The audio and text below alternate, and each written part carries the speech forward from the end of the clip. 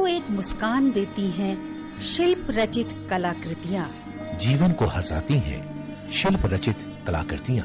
जीवन की धड़कनों को देती हैं एक रिदम सा। जीवन को महकाती हैं मन और घर को सजाती हैं हस्त शिल्पियों द्वारा रचित अनमोल कलाकृतियाँ।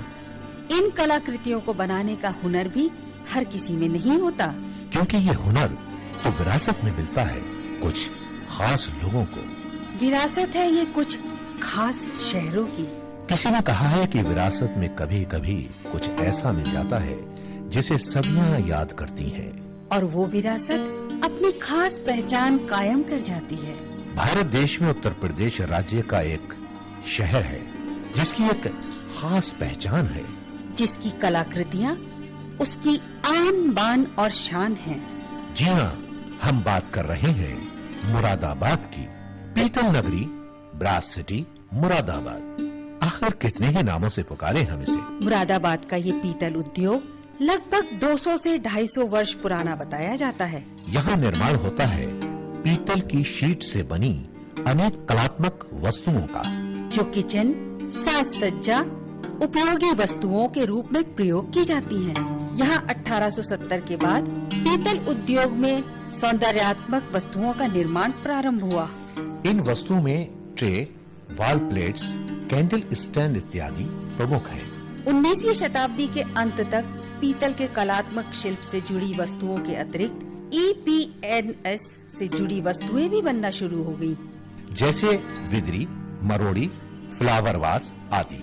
संपूर्ण भारत देश में हस्तशिल्प को प्रोत्साहित करने के मुख्य उद्देश्य में कार्यरत है भारत का हस्तशिल्प निर्यात संवर्धन परिषद। गत दिवसों में इस परिषद द्वारा भारतीय हस्तशिल्प निर्यात मेला ऑटम लगाया गया, जिसमें लगभग 10,000 विदेशी ग्राहकों ने मुरादाबाद के पीतल उद्योग से जुड़ी अनेक प्रकार की नई वस्तुओं के ऑर्डर प्रदान किए।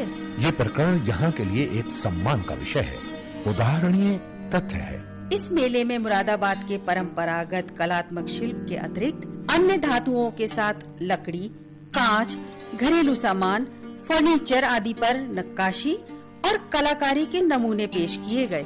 यही नहीं, कांच और पीतल मिश्रित उत्पादों के साथ लकड़ी, लोहा और एल्युमिनियम से जुड़े कलात्मक उत्पाद भी रखे गए हैं। वैश्विक बाजार की दृष्टि से वर्तमान समय धातु की पीली वस्तुओं के लिए बहुत महंगाई वाला है। आइए कुछ बातों की जानकारी लेते हैं निर्यातक श्री प्रेमवीर सिंह जी से। मैंने पिछले 25 सालों में जो इस क्षेत्र में देखा है, समझा है, ये मुरादाबाद का हस्तशिल्प उद्योग वस्तुतः यहाँ की कलात्मक कृतियों के लिए जाना जाता था। यहाँ के कारीगर इतना हुनरमंद होता था जिसका कि हमारे विश्व बाजार में उसकी एक मांग स्वतः ही होती थी। आइटम को देखकर विदेशी ग्राहक वाह बोल उठता था और उसके कीमत यहाँ के निर्यातक उससे उठा पाते थे। देखते ही देखते ये व्यापार कलात्मक से सामान्य की ओर बढ़ता चला गया।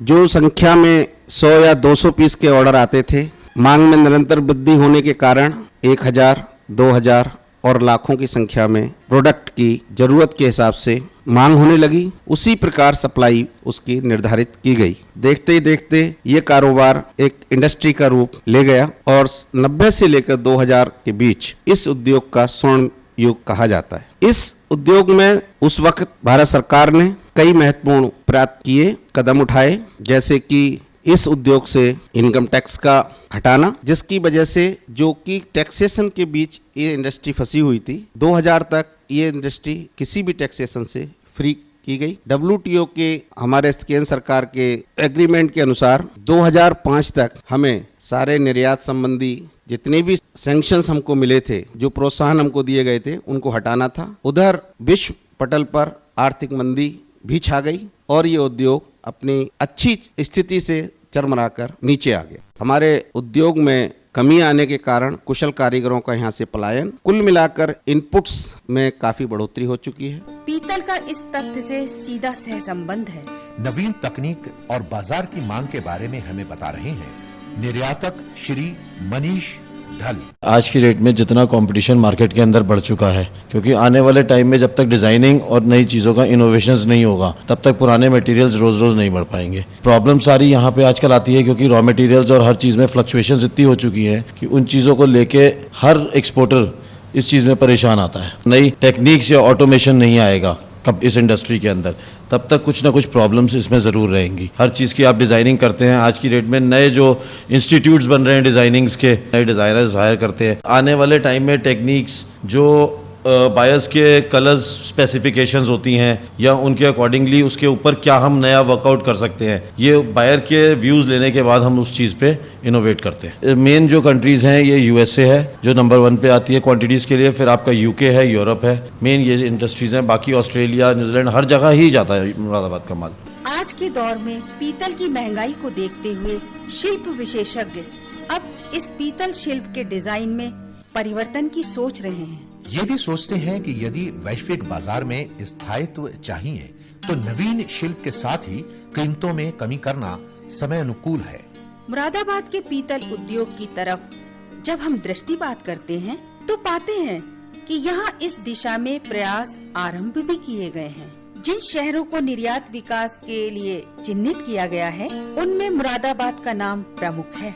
इस शहर की आवाम को फख्र है अपने शहर पर, जहाँ के बाशिंदों में से एक आदिल सद्दीकी साहब फरमाते हैं, जब से आँख खोली जब से यही काम देखा, पुश्तैनी खानदानी काम हम लोग। सिर्फ मेरे यहाँ कम से कम 30 से 35 आदमी जुड़े हुए हैं, जिसके अंदर 5-7 आदमी 8 आदमी तो कारखाने में रहते हैं, बाकी बाहर है। इसके अंदर देखिए सर, ये कस्टमर की रिक्वायरमेंट के ऊपर है, बायर्स की, जैसा वो हमें भेजता है आइटम्स उसके अनुसार हम बनाते हैं। उससे पहले इसके लिए एक पैटर्न चाहिए जिसको हम लोग नमूना बोलते हैं। उसने हमें बायर ने फ़ोटो भेजा, उसका हमने नमूना बनवाया, चाहे वो लकड़ी का हो या मोम का हो। उसके बाद फिर हमने उसका मास्टर बनाया, मास्टर बनाने के बाद उसकी कास्टिंग की, कास्टिंग करने के बाद फिर ग्राइंडिंग की, ग्राइंडिंग करने के बाद फिर वेल्डिंग किया, फिर ग्राइंडिंग की, फिर फिनिशिंग हुई। जब जाकर ये 5-7 हाथों से निकलने के बाद अदा तैयार होता है। वर्तमान समय प्रतिस्पर्धा से परिपूर्ण है। मुरादाबाद का पीतल कला शिल्प उद्योग भी इस वैश्विक प्रतिस्पर्धा से जूझ रहा है। चीन, ताइवान जैसे देश भारत के इस पीतल शिल्प कला के प्रमुख प्रतिस्पर्धी बन रहे हैं। निर्यातक श्री प्रेमवीर सिंह कहते हैं, अगर हम और मुल्कों को देखते हैं जैसे चाइना, उन्होंने भी झेला अंतर्राष्ट्रीय मंदी को, लेकिन उनके यहाँ कुछ रिसर्च और डेवलपमेंट पर ऐसा काम किया गया कि उन्होंने अपने मूल कीमत में वृद्धि ना करते हुए भी अंतर्राष्ट्रीय बाजार को प्रतिस्पर्धात्मक बनाया है और हमें बहुत कड़ी टक्कर दी है। हमें जरूरत है पुनः आत्ममंथन की, सोचने की कि हम इस दिशा में भी खुद प्रयास करें और किस तरह से अपने कीमत को कम करके एक क्वालिटी प्रोडक्ट अंतर्राष्ट्रीय मार्केट में दे पाएं, ये आज बहुत जरूरत है। चाइना की जो क्वालिटी है वो मूलतः ड्यूरेबिलिटी कम होती है, क्योंकि आज फैशनेबल समय है, हर व्यक्ति को गिफ्ट देने के लिए खूबसूरत चीज की जरूरत होती है, वो सीजन टू सीजन खरीदना चाहता है। अतः वो उन्होंने उस प्रोडक्ट को ड्यूरेबल ना बनाकर फैशनेबल और खूबसूरत बनाया, जिसके की उनकी डिमांड लगातार बनी हुई है। हमारा प्रोडक्ट आज भी उनके मुकाबले क्वालिटी में बहुत अच्छा है, इसलिए जो ग्राहक हमें आज मिले हुए हैं वो वही ग्राहक हैं जो क्वालिटी पसंद करते हैं। आगे इस पर संभावनाओं की बात अगर करें, निश्चित तौर पर मुरादाबाद के व्यापार में बहुत अच्छी संभावना है। ये निरंतर चलने वाला व्यवसाय है, ये कभी नहीं रुकने वाला व्यवसाय है। ये उम्मीद करते हैं कि हमारे जो कारीगर हैं, हमारे जो आर्टिजन्स हैं, हमारे जो प्रशिक्षित कर्मी हैं, वो अगर लगातार हम क्वालिटी और अच्छा माल प्रदर्शित करेंगे तो इसकी डिमांड बनी रहेगी और अंतर्राष्ट्रीय मार्केट में भी आने वाला दौर मंदी से उबरने का है। इसलिए मैं उम्मीद करता हूं 11 से लेकर 2020 तक हम पुनः इसकी वही ऊंचाई छू पाएंगे जो 90 और 2000 के बीच हमने छू। मुरादाबाद पीतल उद्योग में इस प्रतिस्पर्धा को कम करने के लिए केंद्र सरकार, अंतर्राष्ट्रीय श्रम संगठन, श्रमिक संगठनों और उद्योग विभाग के संयुक्त प्रयासों से यहाँ पे एक कॉमन फैसिलिटी सेंटर खोले जाने की बात भी चल रही है। अतः वैश्विक बाजार की धातु कला शिल्प से प्रतिस्पर्धा हेतु मुरादाबाद के कला शिल्प में कुछ परिवर्तन करने का विचार भी अपने चरम पर है। ब्रास और कांच का समन्वय स्थापित करते हुए, वैश्विक बाजार की मांग को स्वीकार करते हुए यहाँ चूड़ियाँ बनाने के काम को भी शुरू करने का निर्णय लिया जा रहा है, जिसका अंतर्राष्ट्रीय बाजार में प्रस्तुतिकरण भी होगा। बहुत मुमकिन है कि इस केंद्र में पीतल की वस्तुओं की छिलाई, कटाई, रंगाई और पॉलिश के बाद फिनिशिंग वगैरह के साथ यहाँ की पीतल शिल्प कला को एक नूतन आकार दिया जाए, इस तथ्य की चर्चा जोरों पर है। आज निस्संदेह ये उक्तिकरण किया जा सकता है कि मुरादाबाद के वर्तमान पीतल कला शिल्प को अधिक समृद्ध बनाने की अपार द्रुतगामी संभावनाएं हैं। इन्हीं संभावनाओं, व्यवसाय में होने वाले प्रभावों पर दृष्टिपात करते हुए अपने सुझावों के साथ आप हैं प्रमुख पीतल व्यवसायी एवं निर्यातक श्री कृष्णलाल ढल जी।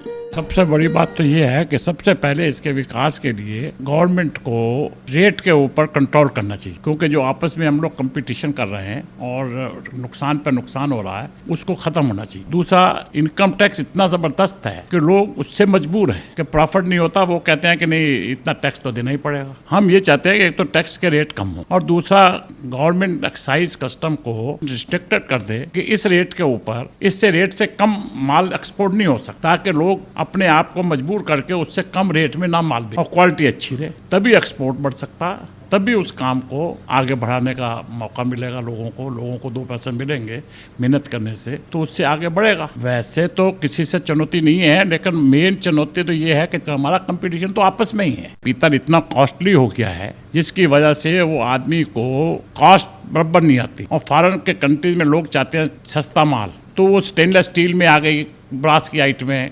एल्युमिनियम में आ गई, लोहे में आ गई, इसलिए कि चीप बिकता है। और ब्रास की डिमांड बहुत है, लेकिन क्योंकि बात कॉस्टली है, रॉ मटेरियल बहुत महंगा है, जिसकी वजह से ये ऑर्डर लोग नहीं देते। ये कैट है, पिट बाउल है, पिट आइटमें हैं, ताकि वो उनके डॉग हैं, बिल्लियाँ हैं, उन लोगों के काम में आता है। ऑपरेशन पीसेस बहुत होते हैं और बाहर आइटमें होती हैं, ये सब आइटमें चलती। कलात्मक शिल्प का प्रारंभिक चरण मानव के चारों ओर की प्रकृति और पर्यावरण के तत्वों से जोड़ने के साथ साथ ये कला शिल्प मानव की उपयोगितावादी संस्कृति के अधिक निकट रहा है। फिर चाहे वो गुड़िया हो या फिर मूर्तियाँ ही क्यों ना हो, इसी बारे में हमें जानकारी दे रहे हैं डॉक्टर जयपाल सिंह व्यस्त। विश्व पटल पर मुरादाबाद का जो नाम है वह एक ब्रास सिटी के रूप में जाना जाता है। यहाँ का पीतल उद्योग बहुत पुराना है। कहा जाए इतिहास के झरोखे से तो यह अंग्रेजों से भी पहले का यह उद्योग है, यह कारोबार है। यह कारोबार पूरी तरह से पहले परंपरागत कारोबार के रूप में विकसित हुआ। धीरे धीरे जैसे जैसे समय बदला, परिस्थितियां बदली, विकास की गति बढ़ी, उसी क्रम में इस कारोबार में अनेक नए आयाम जुड़े। उन नए आयामों के आधार पर जो पहले छोटे रूप में कारखाने थे वह बड़े उद्योग के रूप में आ गए, वह एक्सपोर्ट फर्म के रूप में विकसित हुई और स्थापित हो गईं। उसके बाद यहाँ मुरादाबाद में इस कारोबार ने, इस व्यवसाय ने और इस उद्योग ने इतना विकास किया कि दुनिया में यहाँ का पीतल व्यवसाय छा गया। विश्व के विविध देशों के मार्केट से यहाँ पर पैसा आया। जो वर्तमान स्थिति है, इस उद्योग ने गिरावट का चेहरा भी देखा और ऐसा चेहरा देखा जिसके आधार पर जो छोटे एक्सपोर्टर्स थे पूरी तरह से अपने इस कारोबार में औंधे मुंह गिर पड़ने की स्थिति में आ चुके। जो दिशा है और दशा है उसको जिन्होंने जाना और पहचाना, उसके अनुसार अपने को जिन्होंने परिवर्तित किया, वह आज तक भी अपना उसी प्रकार का अस्तित्व बनाए हुए हैं। मुरादाबाद के पीतल शिल्प कला के निर्माण में स्याह कलम, चेताई एवं ईचिंग प्रमुख है। मशीनी डाई के द्वारा फूल पत्तियां, चटाई या फिर बाजार की मांग के अनुसार आधुनिक शिल्प का काम चेताई द्वारा किया जा रहा है। इसी क्रम में आती है एचिंग की प्रक्रिया, जो पीतल की शीट से बनी वस्तुओं पर शिल्प उतारने की एक रासायनिक प्रक्रिया है। ये प्रक्रिया पूर्व में कई उपक्रियाओं से होकर गुजरती है। इसमें पहले बाजार की मांग के अनुसार शिल्प का निर्माण, उस शिल्प की एक्सरे फिल्म को बनाने के बाद पीतल की वस्तुओं पे उतारना सम्मिलित है। पीतल की सिल्ली से उसकी चादर बनाकर फिर उसे मशीनीकृत प्रक्रिया द्वारा आकार दिया जाता है। पहले बनने वाले शिल्प का सांचा बनाया जाता है, फिर उसे पीतल पर उतारा जाता है। इसे प्रचलित भाषा में मास्टर पीस के नाम से जाना जाता है। पीतल की ये विभिन्न आकृति की वस्तुएं जुड़ाई, धुलाई, खुदाई और पॉलिश के द्वारा नमूने के अनुसार तैयार हो जाती हैं। इस प्रक्रिया के बाद वस्तु पे शिल्प निर्माण की प्रक्रिया शुरू हो जाती है। शिल्प में फूल, पत्ती, पशु पक्षी और अन्य आकृतियाँ बाजार की मांग के अनुसार बनाई जा रही हैं। शिल्प निर्माण की प्रक्रिया में नक्काशी का महत्वपूर्ण योगदान है। इस शिल्प के माध्यम से फूलदान, ट्रे, सुराही, वॉल प्लेट आदि पर हाथी, ऊंट, घोड़े, मोर, चिड़िया, मानव कृतियाँ, फूल पत्तियाँ आदि बनाए जा रहे हैं।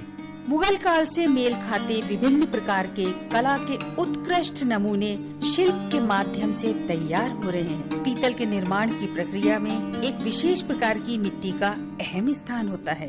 इस रेत मिली मिट्टी के द्वारा पीतल की ढलाई करने वाला ढलैया उत्पादों को शिल्प के विभिन्न रूपों में ढालता है। मगर इस मिट्टी के साथ साथ कोई और भी है जिसके बिना इस व्यवसाय की कल्पना भी नहीं की जा सकती।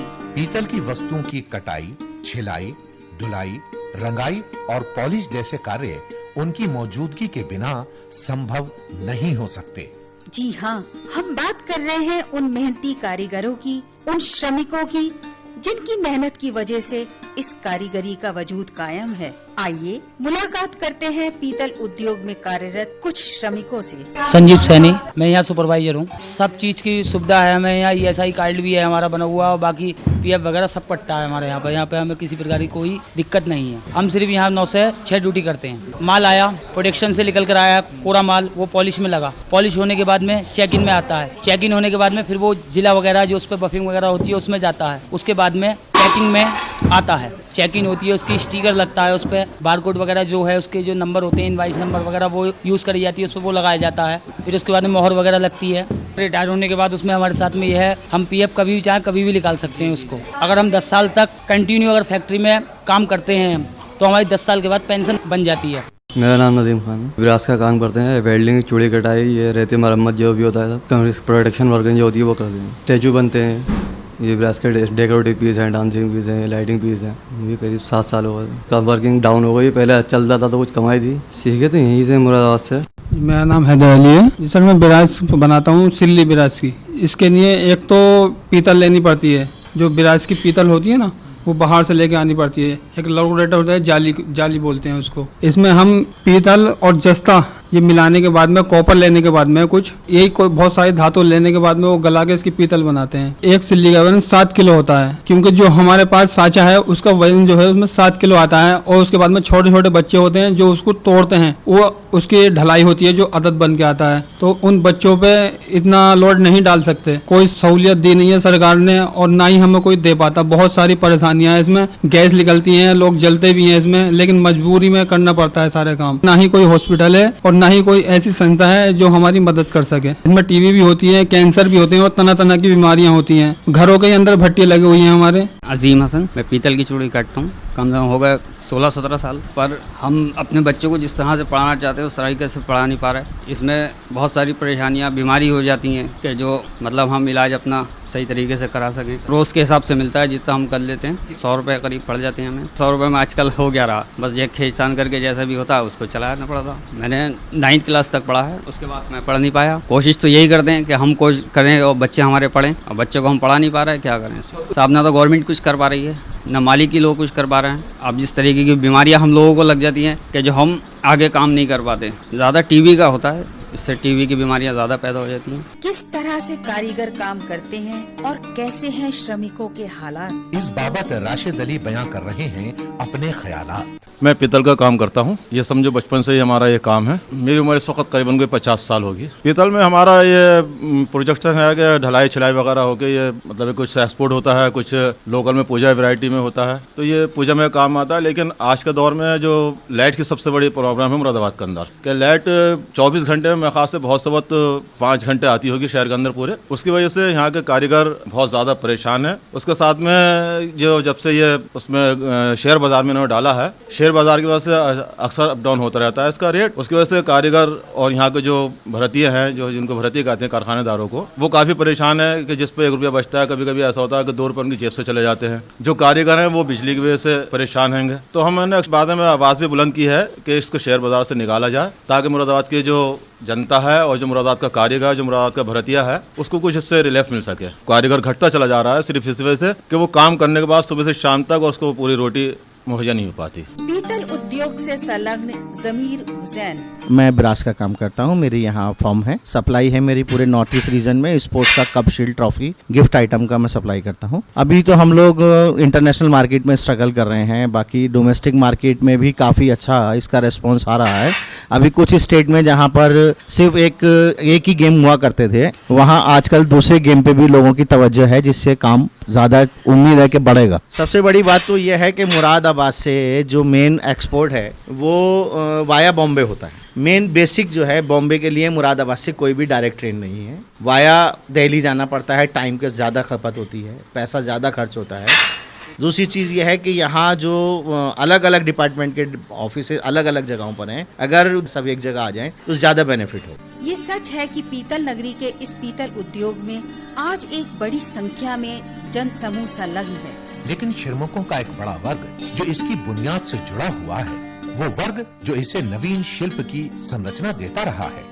वही वर्ग इस उद्योग में कार्य के दौरान विभिन्न प्रकार की समस्याओं से भी जूझ रहा है। स्वास्थ्य और बिजली से जुड़ी श्रमिकों की वर्तमान स्थिति और समस्याओं पर प्रकाश डालते हुए आप हैं आजम अंसारी।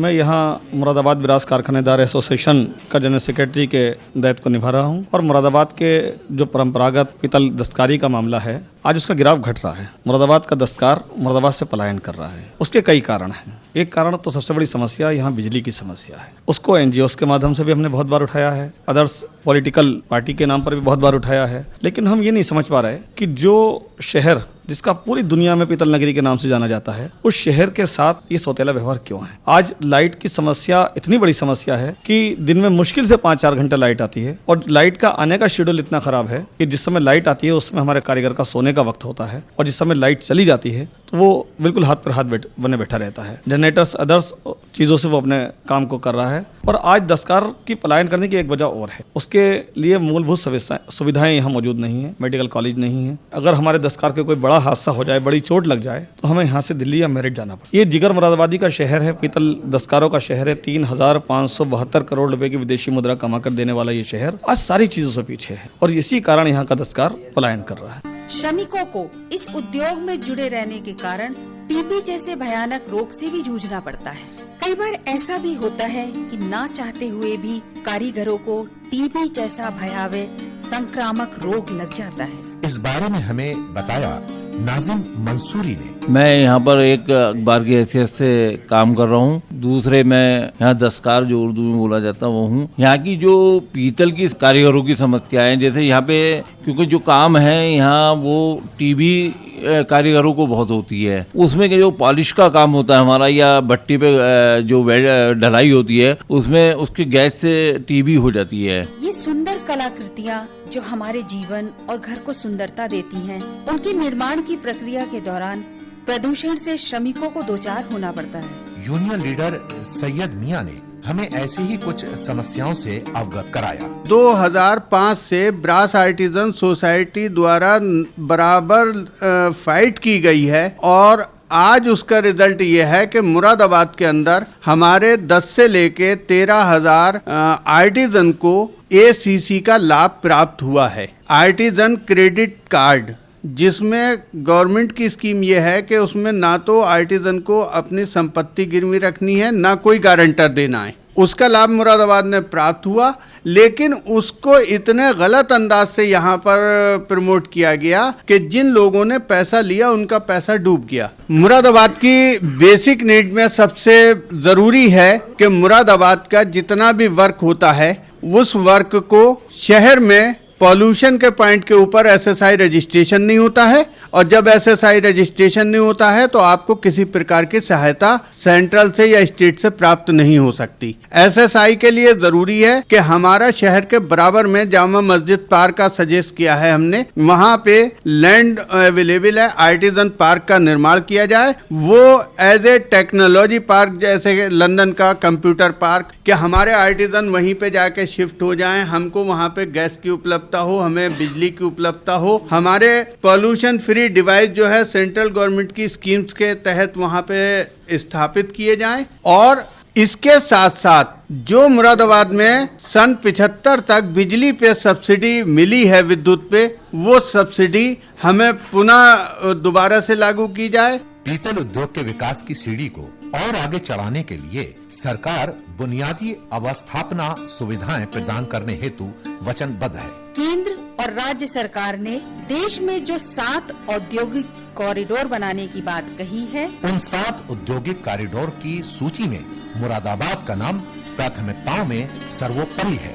यहाँ मेटल हैंडीक्राफ्ट सर्विस सेंटर की स्थापना की गई है, जिसका मुख्य कार्य गुणवत्ता बढ़ाना, श्रम कौशल एवं तकनीक उपलब्ध कराना और निर्यातकों को पीतल से जुड़े शिल्प के विकास के लिए जरूरी ज्ञान और प्रशिक्षण देने की व्यवस्था उपलब्ध कराता है। आप हैं उप श्रमायुक्त मुरादाबाद श्री के पुरवार। स्किल डेवलपमेंट के लिए इंटरनेशनल एनजीओ है एडी एक्शन, उसके माध्यम से हम वो प्रोग्राम चलाए हैं। वयस्क कोई भी मेंबर वो हमारे यहाँ आ सकता है और उसको किसी भी ट्रेड में, डिफरेंट ट्रेड हैं, पॉलिशिंग भी है, इवन आईटी इंडस्ट्री है, ये बोलचाल सिखाना है या मैनेजमेंट में स्किल करना है, इस तरीके से हम उनको प्रशिक्षित करते हैं। और जिनको हमने करीब 40 और 60% उनका एम्प्लॉयमेंट भी दिलवाया। और श्रमिकों के लिए जो और कानून हैं, जैसे कि अनुतोषिक भुगतान अधिनियम, ग्रेच्युटी बोनस भुगतान अधिनियम, पेमेंट ऑफ वेजेज भुगतान अधिनियम, आपका न्यूनतम वेतन भुगतान अधिनियम, ये सारे के सारे अधिनियम कर्मचारियों के लिए है। जो हमारे मुरादाबाद हो, चाहे वो रामपुर हो, चाहे वो बिजनौर हो और चाहे वो प्रदेश का कोई भी जनपद हो, इसमें जो कंस्ट्रक्शन से लगे मजदूर हैं उनके लिए विभिन्न स्कीमें चल रही हैं, लेकिन उनके लिए जरूरी है कि उनका हमारे विभाग में पंजीयन होना। मेधावी छात्र पुरस्कार योजना है। समग्र विकास का केंद्र बिंदु है पीतल उद्योग। इस उद्योग को चलाने में जहां वयस्क कारीगरों का विशिष्ट योगदान है, वहीं अल्प वयस्क बाल श्रमिकों की भूमिका को भी नजरअंदाज नहीं किया जा सकता। सहायक श्रमायुक्त मुरादाबाद श्री गोपाल कृष्ण। पीतल उद्योग में बहुत सारे प्रोसेस होते हैं, ढलाई से लेके और आखिर पैकिंग तक काम होता है। तो मुरादाबाद में जो ऑर्गेनाइज सेक्टर है, जहाँ जो पंजीकृत कारखाने हैं, वहाँ पे तो बाल श्रमिकों की समस्या बिल्कुल नहीं है। लेकिन ये बात सही है कि जो जॉब वर्क्स में जो लोग काम कर रहे हैं या कारखानों से जो काम अपने घरों में ले जाते हैं, वहाँ पर निश्चित रूप से वहाँ बाल श्रमिक हैं। पॉलिशिंग में, इनग्रेविंग में, ढलाई में, इस तरह के कार्यों में लगे हुए हैं। और हमारा विभाग निरंतर इसके लिए प्रयासरत है कि हम सामाजिक संस्थाओं के मदद से, अन्य तरीकों से, प्रशासनिक तौर से इनका उन्मूलन कर सकें। भारत सरकार की एक योजना भी है हमारे यहाँ, जिसको नेशनल चाइल्ड लेबर प्रोजेक्ट बोलते हैं। उसके अंतर्गत हम 90 विद्यालय संचालित करते हैं, जिसमें प्रत्येक में 50 बच्चे हैं। एक बाल श्रम उन्मूलन जनपद समिति बनी हुई है। एक सामाजिक बुराई है, इसको हम सिर्फ कानून से दूर नहीं कर सकते और शिक्षा से ही इस चीज को दूर किया जा सकता है। उप श्रमायुक्त मुरादाबाद श्री के पुरवार ने बाल श्रमिकों के लिए विभिन्न योजनाओं से हमें अवगत कराया। इन बच्चों के लिए बाल श्रमिक विद्यालय चला रहे हैं। इसमें मिड डे मील की व्यवस्था है, 100 रुपए स्टाइपेंड की व्यवस्था है, फ्री बुक्स की व्यवस्था है। एक स्कीम और है जो मुरादाबाद के लिए है पर्टिकुलरली, ऐसे बच्चे जिनके माँ बाप नहीं हैं या जिनके माँ बाप किसी काम करने योग्य नहीं है, या कोई एक है लेकिन वो भी काम करने योग्य नहीं है। बच्चा किसी न किसी तरीके से अपनी आजीविका के लिए कमाने के अतिरिक्त या काम करने के अतिरिक्त उसके पास और कुछ नहीं है। उस स्थिति में हमारी एक योजना है कंडीशनल कैश ट्रांसफर योजना। ऐसे बच्चे जो 14 साल से कम उम्र के हैं, उन बच्चों को उन्हें हम एडमिशन के वक्त 3,000 रुपये प्रति बच्चे को देते हैं और पास आउट होने पर 5,000 रुपये देते हैं। आज आवश्यकता है इस उद्योग के विकास की गति को और तेज करने की। इस उद्योग ने आज वैश्विक बाजार में अपनी एक अलग साख बनाई है। वक्त के साथ अपने बुनियादी ढांचे में जरूरी बदलाव भी किए हैं, जिससे इससे जुड़े हर इंसान और स्वयं प्रदेश व देश को हर तरह का लाभ हो सके। इस उद्योग की कलाकृतियाँ व शिल्प सदा सर्वदा अपने प्रशंसकों को अपने मुंह पाश में खींचती रहे और वो इन्हें क्रय करने को आतुर रहेंगे भी क्यों ना, आखिर हमारी इन कृतियों में असर है। यही इसकी सफलता का अवसर है।